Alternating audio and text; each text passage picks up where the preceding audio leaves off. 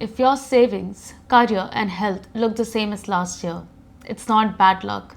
It means you're not auditing your life like a company. Most people write New Year's resolutions that last 2 weeks. What actually changes your life is a yearly audit. And in this video, we'll walk you through a yearly 4-part audit that we use to improve our money, career, health, and relationship every year, plus free templates that you can download and copy.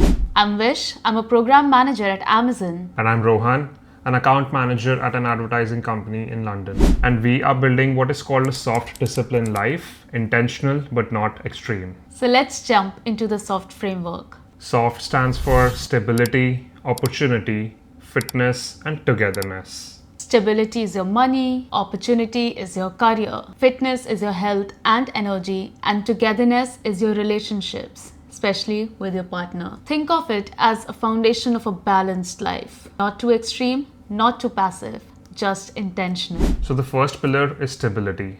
Most of us are focused on tracking our steps, our calories, but we don't really measure our financial health. This year, that has to change. So step 1 is your personal balance sheet. Your balance sheet is your personal financial report. If you don't measure, you can't improve. So open an Excel sheet, list all the assets that you have. It could be cash in bank, investments, any property equity that you've actually paid off. And then on the other side, write all of your liabilities, which is the mortgages, loans, any credit card balance that is still to be paid. Your stability score or your net worth is actually the difference between what you own and what you owe. When we did this at the start of 2025, we were quite shocked because while doing this activity, I realized that I actually had a fixed deposit that I opened like a couple of years ago, which I'd completely forgotten about. So once I did this exercise, I discovered this pot of money just sitting in fixed deposits. I decided to move that into ISA that actually fit our long-term goals. Now you don't have to do this daily or monthly. You can do it once a year or maybe twice a year or whenever you feel stuck. We've built a very simple tracker that we use ourselves and we've linked it in the description below. It's completely free to download, so make sure to calculate your stability score after watching the video. So once you know your stability score, which is your as of today baseline, the next step is to set one specific money goal for the next 12 months. Not, I want to get rich. That is a vibe, not a goal. Instead, something like my net worth today is £50,000 and by the end of next year, I want to increase that to £70,000. That sounds great, but now you need to also do a reality check because in this example, it means that I will have to increase my net worth by £20,000 next year, which would roughly translate to about £1,700 per month. So ask, with your current income and expenses, is that possible? If not, readjust your goal or your plan.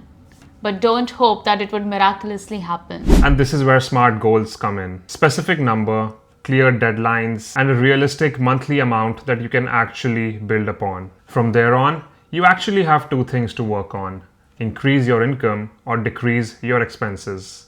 Ideally, both of them. That might mean a promotion conversation or a change of role or industry that you work in. Or finally, testing that side hustle that you have been sitting on. We'll make more videos on income and side hustles. But for now, your job in this audit is simple. Pick one money goal and do the math, so you know exactly how much money to save each month. On expenses, we don't recommend creating very complicated Excel sheets that you will hate and eventually abandon. I mean, in this age, you have so many smart apps that can do that. We personally use an app called Snoop that can connect with multiple debit cards and credit cards. So basically, you have all your bank account information in one place.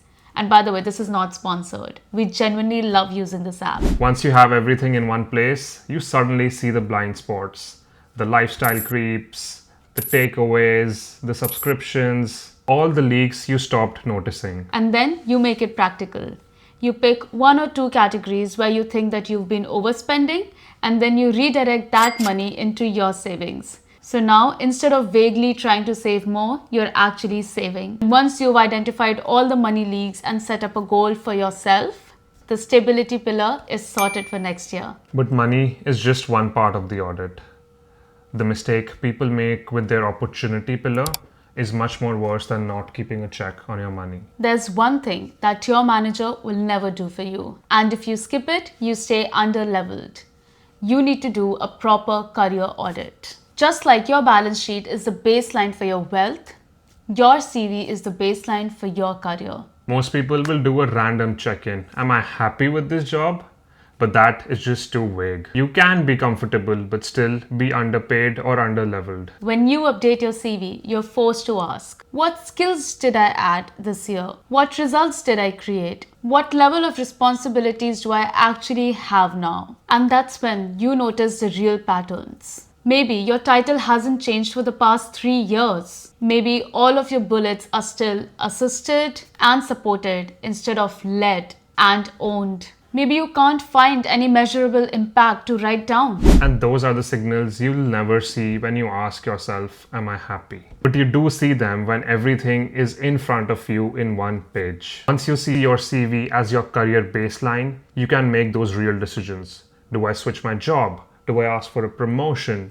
Do I switch internally within my company? Or build a new skill set which will add to my CV next year? And that's why a proper career audit starts with updating your CV. It turns feelings into data and it puts you behind the driver's seat instead of the passenger seat. But what is the best way to write a CV? First of all, make sure that the format you are choosing is ATS friendly. We've helped a lot of people with their CVs and the same problems keep showing up. Either the CVs are 3 or 4 pages long, or they sound more like job descriptions instead of a list of achievements, or sometimes in super creative Canva templates.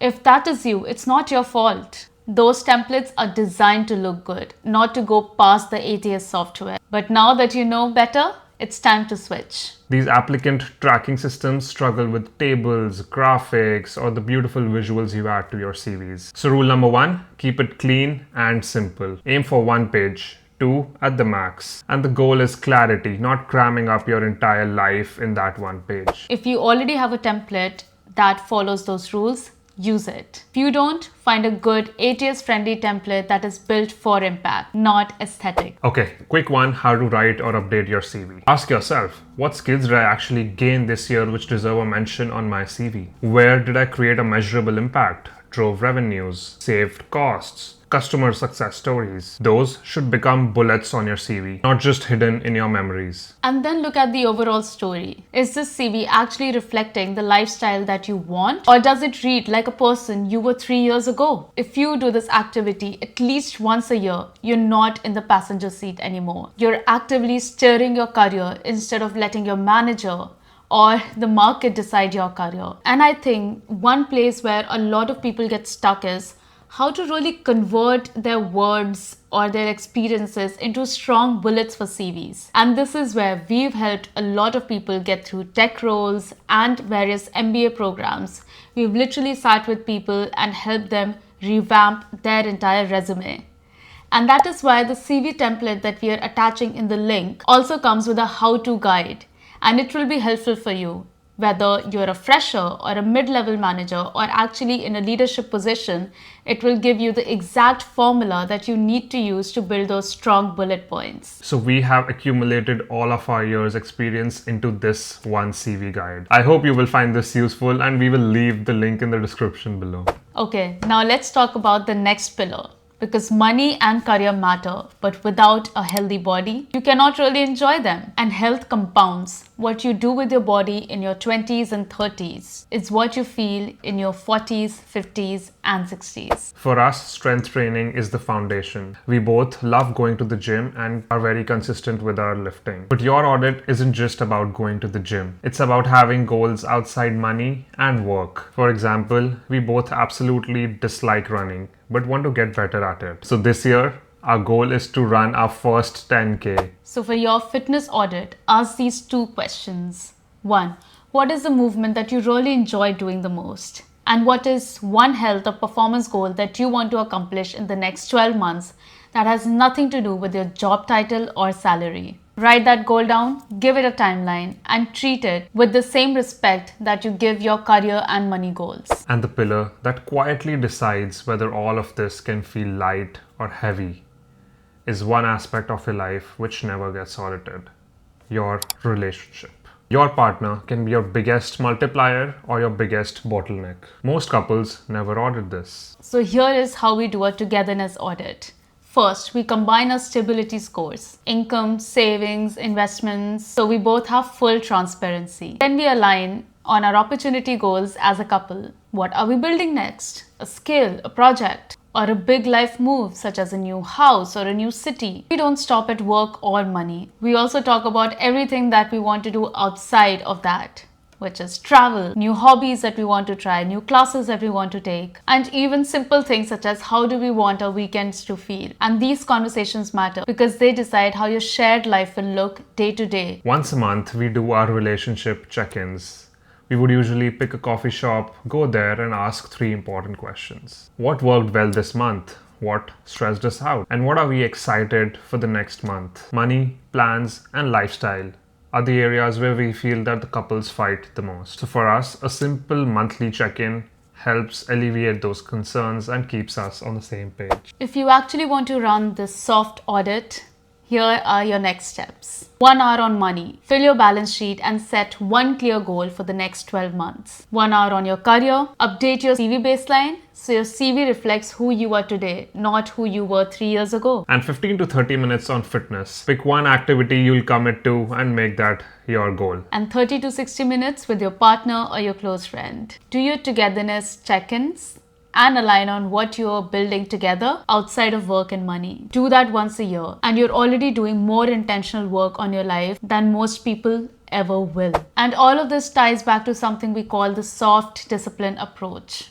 It's our philosophy. You don't need to hustle 24/7, and you also don't need to live like there's no tomorrow. Soft discipline is that space in the middle, the sweet spot between being gentle with yourself and still being intentional. It's how we've built our finances, careers, fitness, and togetherness. Your life won't change just because the year changes. It changes when you take ownership through stability, opportunity, fitness, and togetherness audit. Save this video so that you can come back to it again next year. Share this with one person you want to grow with and start today.